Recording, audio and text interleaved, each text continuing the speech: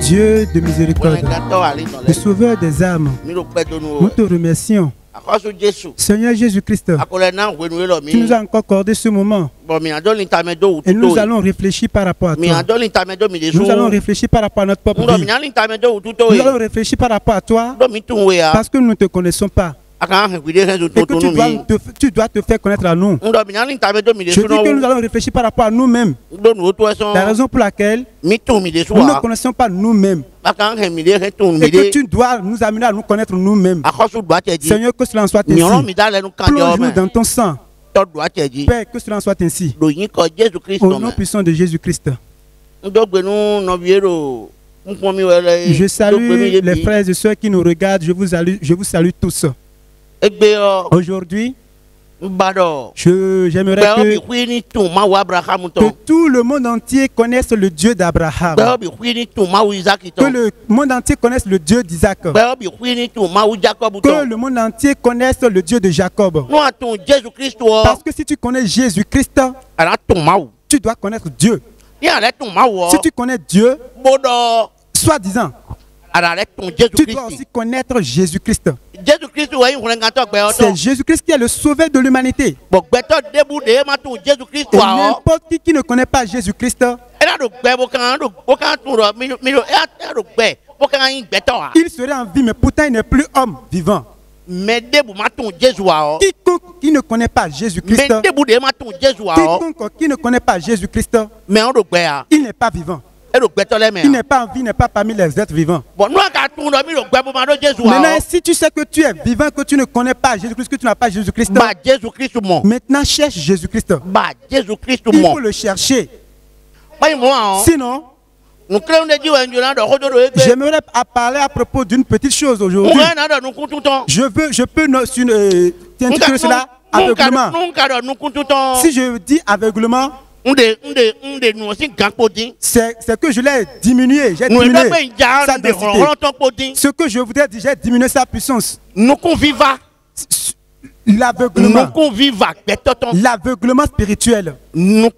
L'aveuglement au sommet, à haut niveau. L'aveuglement à un point où on ne peut même le décrire. L'aveuglement des hommes. L'aveuglement des hommes. N'importe qui est venu dans ce monde sans Jésus-Christ, tu es devenu aveugle. Maintenant que tu es aveugle et que tu ne sais pas que tu es aveugle, alors là, tu serais complètement aveugle. C'est que tu ne pourras plus être guéri. Tu es resté pour toujours dans les ténèbres. Les hommes sont dans les ténèbres. Et celui-là qui l'a créé, il ne le connaît pas. Celui-là qui l'a fait, il ne le connaît pas. Il est dans les ténèbres. L'avènement de Jésus-Christ, au moment où Jésus-Christ était venu, la lumière est venue. Tu dois maintenant voir. Maintenant, pourquoi tu es encore dans les ténèbres? Pourquoi tu es encore dans les ténèbres? Ce que tu n'es pas, tu l'es. Ce que tu n'as pas, tu l'as. Pourquoi cela? Si dans le seuil des morts, ce n'est pas là ta place. On t'a fait pour la vie. On t'a fait pour la vie. Maintenant, pourquoi tu es dans le seuil des morts? N'importe qui n'a pas Jésus-Christ, il est aveugle. Parce qu'au moment où Jésus-Christ avait créé le monde, il n'a pas créé le monde dans l'aveuglement. C'est quelque chose qui est venu aveugler les hommes. C'est ça le péché. Au moment où le péché est venu aveugler les gens, Jésus-Christ est venu. Il a dit, mes enfants, ça c'est pas là votre place ça. Vous ne pouvez pas être là où vous êtes. J'ai fait les poulets pour que tu puisses prendre ça comme nourriture. Les animaux pour que tu puisses les utiliser et faire de ce que tu veux. Maintenant, pourquoi tu fais maintenant de sacrifice avec ces animaux? Qu'est-ce qui a amené maintenant les sacrifices pour toi? Qui t'a appris maintenant à faire le sacrifice? Qui t'a appris cela? Comme l'homme ne le sait pas. Comme l'homme ne le sait pas. Il est resté dans cet aveuglement-là. Et il est complètement aveugle. Jésus-Christ. N'importe qui est venu le voir. Et il dit maintenant, je suis venu. Il a dit qu'il n'aura pas le chasser. Alors là, c'est celui-là qui n'est pas venu. C'est celui-là qui demeure encore incrédule. Et il va rester pour toujours dans son aveuglement. Au moment où je suis en train de parler de l'aveuglement, je vais prendre l'exemple d'un homme. Et j'aurais aimé à ce que tout le monde examine cela avec moi. Que vous écoutiez cela tous avec moi. C'est dans le livre de Luc. Dans le livre de Luc chapitre 18. À partir du 35e verset. Il y a certaines choses que j'aimerais qu'on examine dans le message. Parce que l'aveuglement, c'est commencer par d'abord, c'est que tu as la perte de vue, tu ne vois plus. Et maintenant, il y a l'aveuglement total, complet. Maintenant, Christ est venu. Et il a dit, maintenant, toi, tu vas voir. Tu dois voir. C'est la raison pour laquelle lorsque les enfants d'Israël, lorsqu'ils ont juste entendu qu'on voudra mettre au monde Jésus-Christ pour eux, eux tous ils étaient dans l'espérance. Ils étaient tous dans l'espérance. Alors toi tu dois être dans l'espérance qu'aujourd'hui maintenant tu es dans le seuil des morts. Mais demain j'aime maintenant vivre parmi ceux-là qui sont en vie. Que le Seigneur nous ouvre tous les yeux. N'importe qui est dans l'aveuglement, que le Seigneur nous ouvre les yeux. Parce que c'est à cause de l'aveuglement que j'aimerais à ce que tout le monde cherche Jésus-Christ. Parce que le livre d'Ésaïe, j'arrive bien pour ça. Le livre d'Ésaïe chapitre 9, à partir du premier verset, il avait dit aux enfants d'Israël, il a dit c'est maintenant que la lumière est venue. C'est maintenant que vous avez vu. C'est ça. Si vous avez vu ça, prenons la lecture. Le peuple qui marchait dans les ténèbres voit une grande lumière. Sur ceux qui habitaient le pays de l'ombre de la mort, une lumière resplendit. C'est Jésus. C'est Jésus-Christ. C'est Jésus-Christ. Qui que tu sois, quel que soit ce que tu as, quel que soit ce que tu connais, et que ce n'est pas sous l'autorité, sous la volonté de Jésus-Christ que tu es en train de le faire, c'est que tu es aveugle. C'est pour cela que j'aimerais que Jésus-Christ ouvre les yeux pour tout le monde. C'est pour ça que j'ai demandé à ce qu'on prenne le livre de Luc chapitre 18. C'est de là où je veux maintenant m'accentuer un peu. Commençons par le verset 35. Comme Jésus approchait de Jéricho, un aveugle était assis au bord du chemin et mendiait. Entendant la foule passer,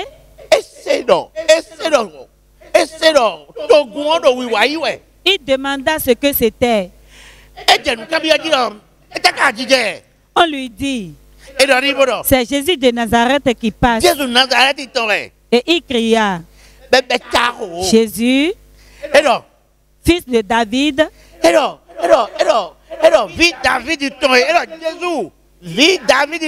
aie pitié de moi. Ceux qui marchaient devant le reprenaient pour le faire taire. Mais il criait beaucoup plus fort, Fils de David, aie pitié de moi. Jésus s'étant arrêté, ordonna qu'on le lui amène. Et quand il se fut approché, il lui demanda: que veux-tu que je te fasse? Il répondit: Seigneur, que je recouvre la vue. Et Jésus lui dit: recouvre la vue. Ta foi t'a sauvé. À l'instant, il recouvra la vue et suivit Jésus en glorifiant Dieu. Tout le peuple, voyant cela, loua Dieu.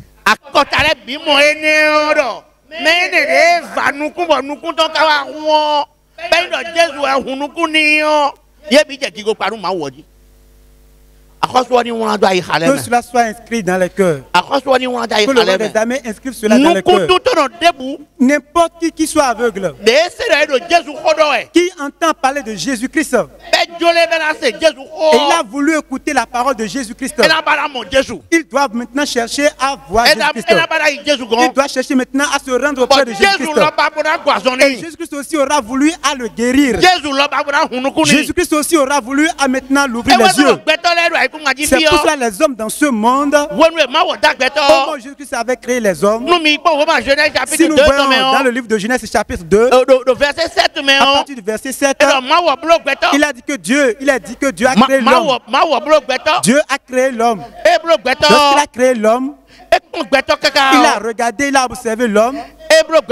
Après l'avoir fini de créer, il a pris la poussière de la terre. Et c'est de par la poussière de la terre qu'il a créé l'homme. Maintenant, il a soufflé le souffle de vie dans l'homme. Dans ses narines. Il a soufflé dans ses narines l'esprit de vie. Un souffle de vie. Un souffle de vie. Oui. Et le souffle de vie. On a dit souffle de vie. Et l'homme devint un être vivant. C'est pour cela. N'importe qui est venu dans ce monde, tu dois savoir que c'est Dieu qui t'a créé. Lorsque c'est Dieu qui t'a créé, tu dois rester dans la chair. Lorsque tu es resté dans la chair, ce ne sera pas trop bon pour lui. Tu dois aussi rester en esprit. Maintenant, pour rester en esprit, c'est lui-même qui serait l'esprit qu'il va inspirer en toi. Parce que si lui-même t'intègre, te rentre en toi, il va t'amener à faire toutes choses. Il va t'amener à dire toutes choses. Le nom que tu seras, que tu auras dans ce monde, c'est lui qui va te donner ce nom. Quoi que tu auras fait dans ce monde, c'est lui qui va t'amener à le faire. C'est pour ça que j'ai dit au début de mon travail que qui que tu sois, quoi que tu as, quoi que tu connais, et que Jésus n'a pas sa main dedans, c'est que tu es aveugle. Tu es devenu aveugle. Et tu ne connaîtras rien. Que tu veuilles ou pas, tu es dans les ténèbres. C'est là où tu ne voudras pas y aller que les gens vont t'amener. Ils te diront que c'est là-bas il y a le salut. Que c'est là-bas que tu auras la lumière. Alors c'est maintenant le pire. Pour toi. Le pire pour toi que tu es dans le jeu de mort. Le seuil de mort dans lequel l'homme est. C'est parce qu'ils n'ont pas cherché Jésus-Christ. C'est pour cela que tu es dans les problèmes. Toutes choses sont en train de se gâter pour toi. Toutes choses sont en train de se gâter pour toi. Je te supplie pour que tu aies la volonté afin que tu sois guéri. Je te supplie que tu aies la volonté pour que tu sois guéri. Si tu es guéri, tu vas commencer par voir. Sinon, jusqu'à présent, tu es encore dans le seuil des morts. Lorsque tu n'as pas encore accepté Jésus comme ton sauveur, tu peux être en train d'adorer autre chose. Et tu as disant que tu es en train d'adorer le Dieu. Tu peux dire que c'est Dieu qui a créé cette chose-là que tu es en train d'adorer. Comme tu n'es pas, c'est le Saint Jésus-Christ de Nazareth que tu as venu trouver. Et qu'il a commencé par te montrer la voie à travers sa parole, à travers la parole de Dieu. Alors là, il faudrait que tu saches que tu demeures encore aveugle. C'est pour cela si quelqu'un est venu voir Jésus-Christ, même si tout est deux, si tu as les yeux aveuglés devant le Dieu, c'est que tu es celui-là qui voit. Voilà. Tu dois avoir la vision de la vie. Parce que tous ceux qui se trouvent dans ce monde, tous ces choses-là sont cachés dans la vie, dans le salut. C'est pour cela Matthieu nous a dit. Matthieu chapitre 6, verset 33. Matthieu 6, à partir du verset 33. Il nous a demandé de chercher premièrement le royaume de Dieu et sa justice. Que tous ceux qui restent derrière lesquels nous courons, que nous les verrons, nous les aurons pour écoute. Alors cela veut dire que si tu as la vie, si tu as le salut a certains fruits. Et ces fruits seront pour toi qui as la vie, qui a le salut. Et quoi que tu fasses, quoi que tu dises dans ce monde, la vie va se manifester à travers ce que tu fais. Sinon, tu vas demeurer dans les ténèbres. Tu vas demeurer dans les ténèbres. C'est pour cela le livre de Luc, chapitre 10 que nous avons pris. Si tu n'as pas la volonté pour être sauvé, tu croiras être quelqu'un, un connaisseur ou un savant, alors que tu ne connais rien. Tu ne connais rien.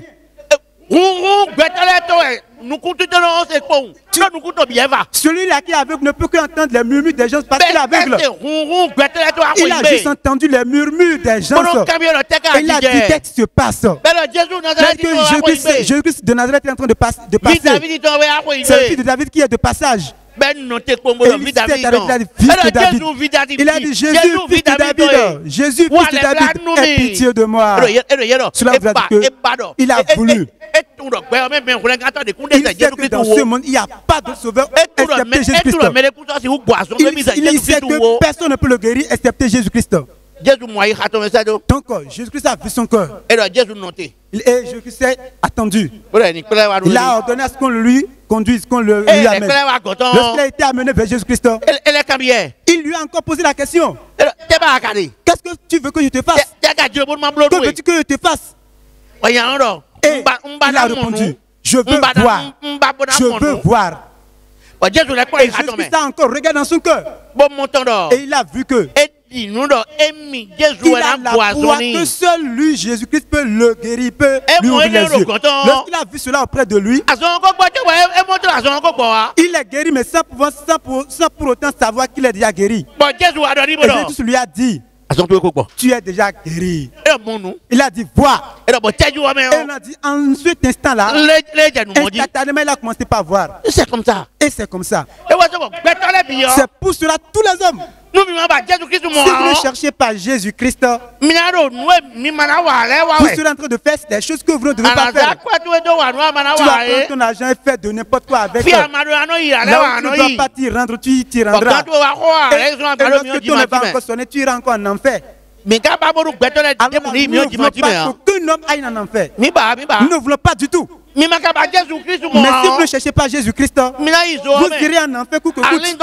Votre âme ira en enfer. Mais si vous trouvez Jésus-Christ, Jésus va vous sauver. C'est Jésus lui-même qui a dit venez.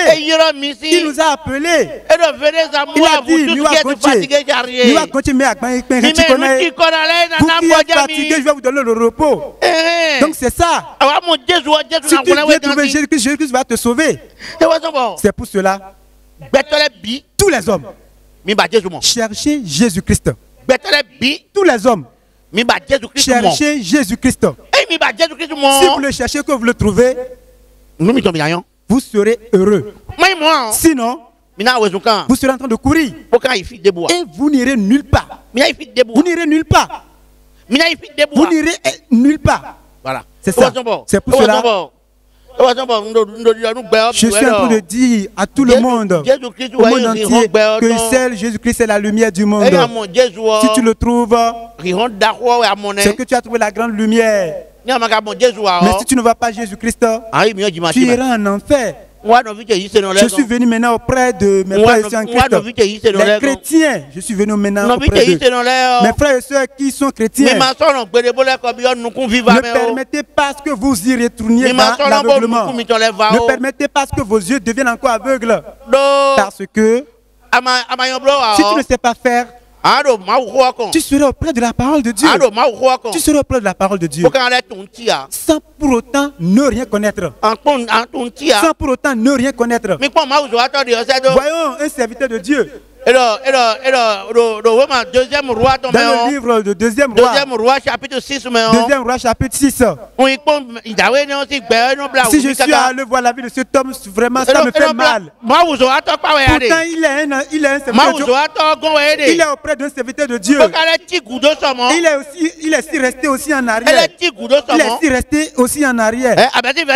Si on commence à partir du 15e verset. Le serviteur de l'homme de Dieu. On a dit, mais c'est toi, le serviteur de l'homme de Dieu. Le serviteur de l'homme de Dieu. Et pourtant, il n'a pas les yeux ouverts. Alors que tous ces deux yeux sont comme ça, en train de voir, mais pourtant, il ne voit pas. Et alors qu'il est près d'un serviteur de Dieu, d'un homme de Dieu. C'est comme ça, la plupart des serviteurs de Dieu prennent la parole de Dieu. Et ils ne voient pas, ils n'ont pas la vision céleste. Ils n'ont pas la vision céleste.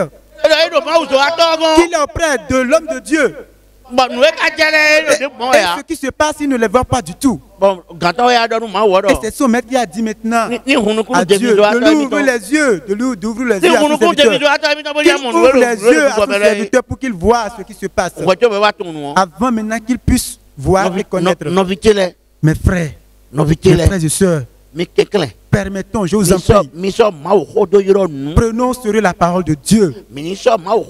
Prenons sur la parole de Dieu pour que le Dieu soit pour nous. Sur cette terre, il est déjà pour nous. Que cela s'accomplisse dans ta vie. Maintenant, quand on va quitter le corps, le Dieu sera aussi pour toi. Que cela aussi soit accompli. Parce que ce qui s'est passé sur cet homme, ce qui s'est passé sur cet homme-là, vraiment, si le temps le permettrait, je peux un peu avancer. Si ce serviteur de Dieu, si cet homme de Dieu qui a un serviteur, si ce serviteur voyait, alors là, il n'aura pas peur. Il n'aura rien à craindre. Lisons le passage à partir du 15e verset. Deuxième roi 6, à partir du 15e verset. Le serviteur de l'homme de Dieu se leva de bon matin et sortit. Et voici, une troupe entourait la ville avec des chevaux et des chars. Et le serviteur dit à l'homme de Dieu: Ah, mon Seigneur, comment ferons-nous? Il leur répondit: Ne crains point, car ceux qui sont avec nous sont en plus grand nombre que ceux qui sont avec eux. Amen. Celui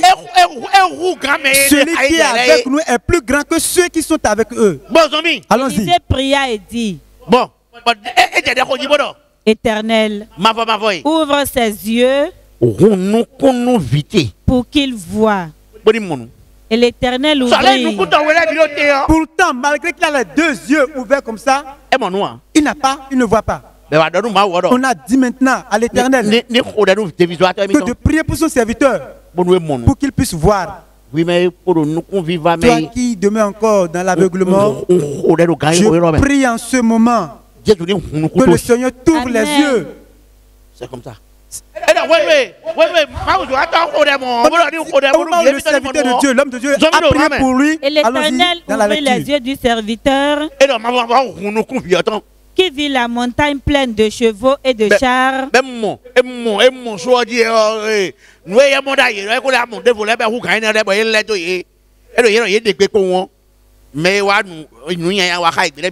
a vu que l'armée qui est avec eux est plus grand nombre que l'armée qui est avec les autres. Si bien que si ordonne simplement, c'est fini, la victoire est pour eux. Cela veut dire que ne permet jamais de demeurer dans l'aveuglement pour toujours. Ne permet jamais Parce que celui-là qui demeure dans l'aveuglement, c'est le chemin qu'il ne veut pas. C'est sur ce chemin-là qu'on le conduire. Nous allons ouvrir le livre d'Ézéchiel, chapitre 18, 18 à partir du 30e verset. Verset 30, Ézéchiel chapitre 18, verset 30.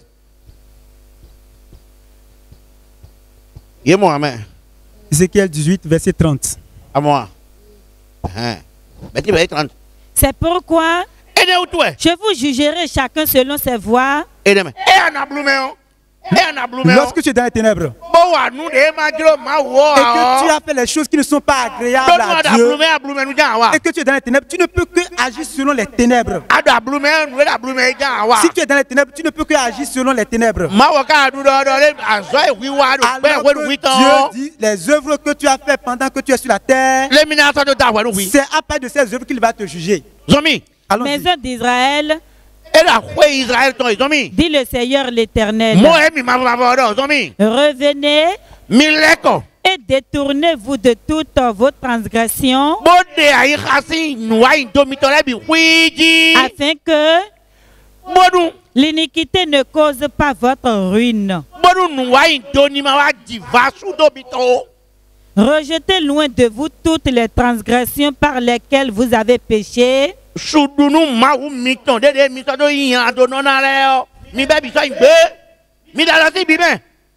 Faites-vous un cœur nouveau. Si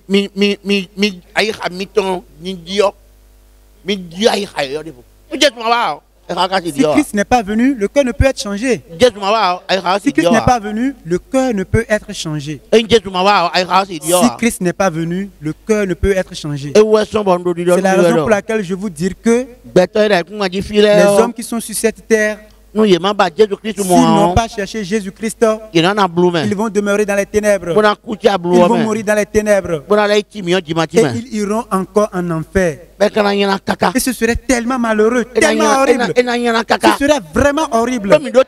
Parce que nous avons la chance. On a dit que Dieu a aimé le monde. Et nous aussi, nous en faisons partie. Nous sommes partis. Maintenant, c'est parce que tu es dans le monde maintenant. Pourtant, tu es aveugle. Lorsque tu es dans le monde, on dit que Dieu a aimé le monde. Maintenant, laisse-toi à Dieu. Parce qu'on a dit que Dieu a aimé le monde.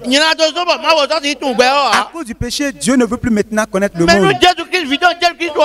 Maintenant, lorsque son fils Jésus-Christ est venu, si tout le monde le suit, si tout le monde s'accourt vers lui, si tout le monde s'attache à lui, le Seigneur va l'accepter. Ça, ce n'est pas une chose difficile. Ce n'est pas une chose difficile. On dit que Dieu a tant aimé le monde qu'il a envoyé son fils unique afin que quiconque croit en lui ne périsse point, afin qu'il puisse avoir la vie éternelle, c'est tout. Ça, ce n'est pas une chose difficile. Alors que c'est difficile pour les gens. C'est pour cela que je suis en train de dire que sortez du chemin de l'aveuglement. Quittez le chemin de l'aveuglement. Et cherchez le plus tôt possible Jésus-Christ. Jésus-Christ qui est la lumière du monde. Pour que le Seigneur puisse faire de vous aussi lumière. Afin que vous puissiez commencer maintenant par pratiquer les œuvres de la lumière. C'est pour cela que tu peux rester dans les ténèbres et faire les œuvres de la lumière. Non. Tu ne peux pas demeurer aveugle et agir comme celui-là qui est en train de voir. C'est pour cela n'importe qui ne connaît pas Jésus-Christ, il demeure encore dans les ténèbres. Mais si tu connais Jésus-Christ, tes ténèbres se dissiperont. Et maintenant tu seras enfant de lumière. Que cela soit inscrit dans les cœurs. Au nom puissant de Jésus-Christ. Jésus-Christ. Seigneur Jésus-Christ, Père Dieu de miséricorde, le sauveur des âmes, nous te remercions. Seigneur Jésus-Christ, si ta parole est une semence, tu nous as donné cette capacité de l'ensemencer dans le cœur, afin que toi-même tu puisses l'arroser. Seigneur Jésus-Christ, arrose cette semence, arrose cette semence, fais germer cela dans le cœur, et que cela produise de fruits. Seigneur, ouvre les yeux du monde. Sors le monde entier de l'aveuglement. Sors l'air de l'aveuglement. Cela que cela soit Que cela soit ainsi au nom puissant de Jésus-Christ. Au nom puissant de Jésus-Christ. Amen.